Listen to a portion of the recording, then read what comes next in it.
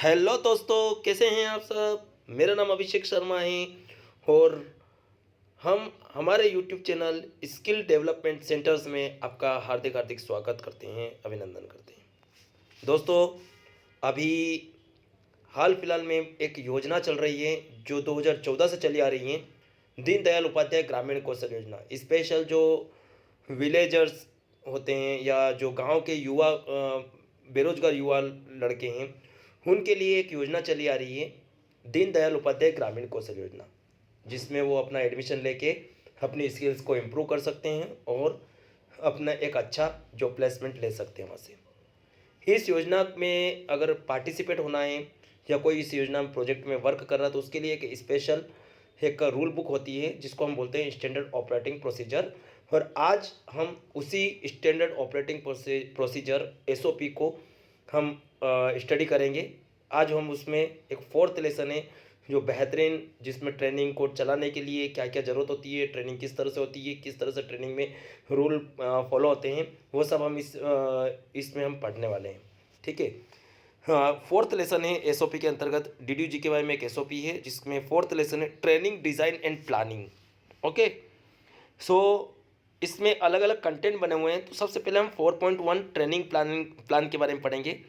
ये जो training plan है, इसमें एक अलग अलग एसएफ होते हैं जो जिसको हम स्टैंडर्ड फॉर्मेट बोलते हैं, स्टैंडर्ड फॉर्म बोलते हैं। जो अलग अलग तरह के फॉर्म्स होते हैं, उस फॉर्म में ही इनको हम एक फाइल्स के रूप में हम इसको डेकोरेट करते हैं, ठीक है, या डिज़ाइन करते हैं। तो सबसे पहले 4.1 ट्रेनिंग प्लान के बारे में पढ़ेंगे। तो इसमें दो प्रकार के एक टेबल बनी हुई है जिसमें एक तरफ आइटम दे रखा है, दूसरी तरफ डिस्क्रिप्शन दे रखा है। सबसे पहले पर्पस क्या है? To create an aggregate hourly plan for domain and non domain skills and their distributions between classroom and on the job training which totals the mandated number of hours. The training in non-domain should be allocated between PIS normal training centers and finishing and work readiness centers located at the place of concentrated high employment. Purpose क्या है? ये purpose है कि जो इसमें training design करने के लिए सबसे पहले प्लान ऑफ ट्रेनिंग देना पड़ता है। जो प्लान ऑफ ट्रेनिंग डोमेन और नॉन डोमेन दोनों स्किल्स के लिए होता है, वो डिस्ट्रीब्यूशन उसमें क्लासरूम में डिस्ट्रीब्यूशन होता है कि कब आपको डोमेन पढ़ाना है, कब नॉन डोमेन पढ़ाना है, कितने आवर्स का डोमेन होता है, कितने आवर्स का नॉन डोमेन होता है, वो सब इसका पर्पस होता है और इसको ही डिज़ाइन करना होता है। ठीक है। रेफरेंस टू गाइडलाइंस क्या है? नो स्पेसिफिक प्रोविजन, इसका कोई भी रेफरेंस नहीं है। प्रिक्विसाइट क्या है? Any time after uploading of sanctions order I2 and 15 days before commencement of training in the particular trade. मतलब इसका प्रिक्विसाइट है कि आप कभी भी जब भी सेंक्शन ऑर्डर पास होता है उसके 15 डेज के पहले आपको प्लान ऑफ ट्रेनिंग उस पर्टिकुलर ट्रेड के बारे में देना होता है।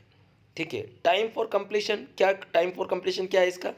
15 days before commencement of training in the particular trade. Okay. जब भी आप ट्रेनिंग कमेंस करते हैं उसके 15 डेज के पहले आपको क्या करना पड़ता है? ट्रेड के अंतर्गत आपको प्लान ऑफ ट्रेनिंग देनी पड़ती है, जिसका रिसोर्सेस है 4.1 SF 4.1A plan of training. Process owner कौन है? इसका प्रोसेस ओनर है ऑब्वियसली। अगर प्लान ऑफ ट्रेनिंग कौन बनाता है? PIE-OP team. देखो, तीन प्रकार के होते हैं। PIE-OP टीम होती है, PIE-Q टीम होती है, ठीक है, उसके बाद CTS और SRLM होता है। तो सबसे पहले PIE-OP टीम क्या करती है? प्लान ऑफ ट्रेनिंग देती है। ठीक है। आगे करते हैं एक्टिविटीज़ में सबसे पहले एक्टर हैं, एक्शंस हैं, टाइम फॉर कंप्लीशन से और रिलेवेंट डॉक्यूमेंट्स हैं। तो PIE-OP टीम का क्या काम होता है? To submit aggregate plan of hourly distributions of training, giving breakup of domain and non-domain skills spread over classroom and on the job training। सबसे पहले PIE-OP टीम क्या करती है कि प्लान ऑफ ट्रेनिंग देती है जिसमें डोमेन, नॉन डोमेन और OJT तीनों का एक अलग अलग डिस्ट्रीब्यूशन करती है, तीनों को अलग अलग ब्रेक करती है कि आपको डोमेन कितने आवर्स का होता है, नॉन डोमेन कितने आवर्स का होता है और OJT कितने आवर्स का रखना है। ठीक है। ये सब कब करना होता है? टाइम फॉर कंप्लीशन क्या है? To be submitted 15 days before commencement of the training in the trade. मतलब आपको 15, जब भी आपने ट्रेनिंग कमेंस की है उसके 15 डेज के पहले आपको ये सब कुछ रेडी करना होता है। रिलेवेंट डॉक्यूमेंट क्या है? SF 4.1 plan of training. Okay.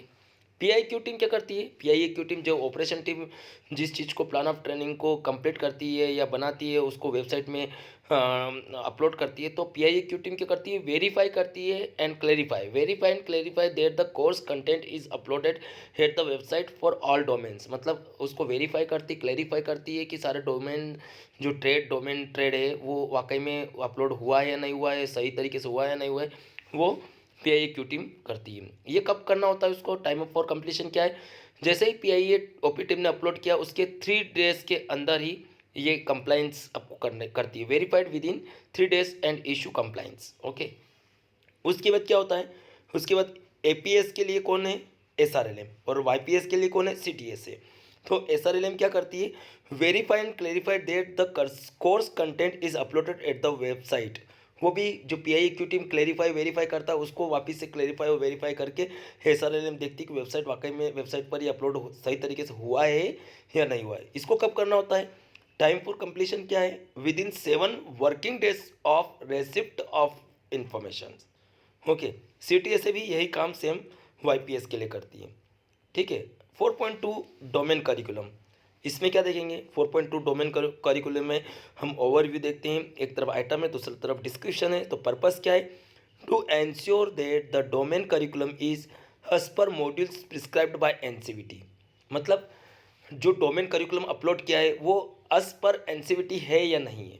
Second, either aligned as per SSC prescribed NOS QP module or the proposed module has prior approval of SSC।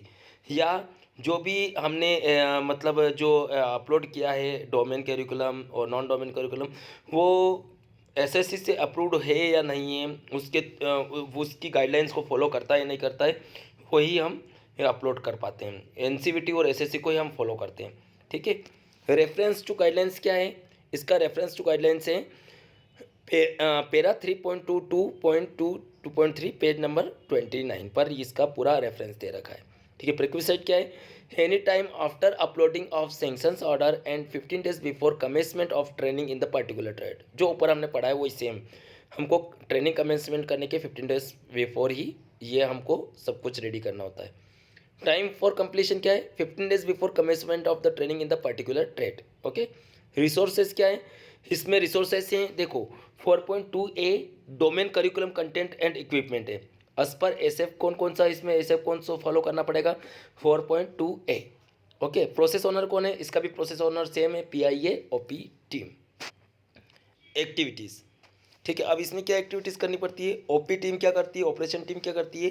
To submit an approved course plan as per procedure followed by NCVT SSC. मतलब जो भी course plan किया है उसके according NCVT या SSC के according submit करना होता है वेबसाइट पर। ठीक है। और टाइम फॉर कंप्लीशन क्या है? वही 15 days before commencement of the training plan. इसका रिलेवेंट डॉक्यूमेंट कौन सा है? 4.2A domain curriculum content and equipment. Pi OP team क्या क्यू टीम क्या करती है? जो ओपी टीम ने सबमिट किया है ट्रेड या नॉन डोमेन ट्रेड या डोमेन ट्रेड, उसको ही वेरीफाई और क्लेरिफाई करती है। कब तक कर लेती है ये? टाइम फॉर कंप्लीशन क्या है? 3 days, verified with in 3 days and issues compliance. अब एपीएस के लिए एसआरएम वेरीफाई करेगी और वाईपीएस के लिए सीटीएस है। तो एसआरएलएम का फुल फॉर्म क्या है? State rural livelihood missions. So SRLM क्या फॉलो करती है? Verify and clarify that the third party certified course content is uploaded at the website for all domains. मतलब वो वेरीफाई और क्लैरिफाई करती है जो पीक्यू टीम ने करा है, और जो वेबसाइट पर अपलोड हुआ है उसको वेरीफाई और क्लैरिफाई करती है। कब तक कर लेती है? Within 7 working days from the time program is uploaded. YPS के लिए क्या है? सीटीएस है। सीटीएस सेम यही वर्क करती है। ठीक है, वाईपीएस के लिए। अगला 4.3 नॉन डोमेन करिकुलम है। अब इसमें हम आगे पढ़ेंगे नॉन डोमेन करिकुलम में क्या है। ओवरव्यू देखते हैं, एक तरफ आइटम है दूसरा तरफ डिस्क्रिप्शन है। ठीक है। तो आइटम और डिस्क्रिप्शन में पर्पस, क्या पर्पस है नॉन डोमेन करिकुलम में? To develop enforceable standard for curriculum for soft skills, computer skills and English skills. Okay. ये तीनों हम DDU-GKY में मेन ये जो तीनों कंटेंट होते हैं ये पढ़ाना ज़रूरी होते हैं। सॉफ्ट स्किल होता है, कंप्यूटर स्किल्स होता है और इंग्लिश स्किल्स होता है। इसको बोलते हैं हम non domain curriculum. Domain curriculum में पर्टिकुलर जो ट्रेड हमने ले रखी है, जब सैंक्शन ऑर्डर होता है, एमओयू होता है, तो एक पर्टिकुलर ट्रेड जिसमें हम पढ़ाना चाहते हैं बच्चे को, वो हमको ट्रेड बोलते हैं, उसको हम डोमेन ट्रेड बोलते हैं और ये नॉन डोमेन ट्रेड है, ठीक है। ये हर DDU-GKY में ये नॉन डोमेन ट्रेड होती ही होती है, जिसमें हम सॉफ्ट स्किल्स होती है, कंप्यूटर स्किल्स होती है और इंग्लिश स्किल्स होती है। रेफरेंस क्या है? रेफरेंस इसका वही पैरा 3.2.2.2.3 पेज नंबर 29। परक्विसेट क्या है? Any time after uploading of sanctions order and 15 days before commencement of the first training, वही रहता है। टाइम फॉर कंप्लीशन वही 15 days before commencement of training in the particular trade. Okay, resources क्या है? इसका भी रिसोर्सेज है, जैसे 4.2 ए किसका था? डोमेन ट्रेड का, ठीक है, as per domain trade and equipment के लिए। अब 4.3 ए किसके लिए? इंग्लिश कंटेंट के लिए। 4.3 बी किसके लिए? कंप्यूटर स्किल्स के लिए। और 4.3 सी सॉफ्ट स्किल्स कंटेंट के लिए। ये सब कंटेंट्स के लिए अलग अलग ऐसे बने हुए हैं। जैसे 4.3 ए तो इंग्लिश स्किल्स कंटेंट, इसमें ही हम डेकोरेट कर सकते हैं, इसमें हम डिज़ाइन कर सकते हैं। 4.3 भी कंप्यूटर स्किल्स कंटेंट होता है और 4.3 सी सॉफ्ट स्किल्स कंटेंट होता है, ठीक है। प्रोसेस ओनर कौन है इसका? PIA OP टीम, ठीक है। एक्टिविटीज़ हम इसमें फिर पढ़ते हैं। Actors, actions, time for completions and relevant document. PIOP team क्या करती है? To submit the course plan as per standard prescribed by DDU-GKY for English, computers and soft skills. और इसको 15 डेज़ के अंदर अंदर ही हमको, बिफोर 15 डेज़ जब ट्रेनिंग कमेंस की है उसमें सबमिट करना होता है। रिलेवेंट डॉक्यूमेंट मैंने बता चुका हूँ आपको। PIAQ टीम क्या करती है? उसको वेरीफाई करती है और क्लेरिफाई करती है। कब तक करती है? 3 डेज़ के अंदर, 15 डेज़ के अंदर इनको कंप्लीट करना होता है और ये 3 डेज़ के अंदर इनको वेरीफाई और क्लेरिफाई करना होता है। और SRLM आपका वेरीफाई क्लेरिफाई करती है 7 डेज़ के अंदर अंदर इसको वेरीफाई और क्लेरिफाई कर देती है कि वाकई में ये सही अपलोड हुआ है या नहीं हुआ है। ओके, थैंक यू फ्रेंड्स, आज हम इतना ही पढ़ते हैं।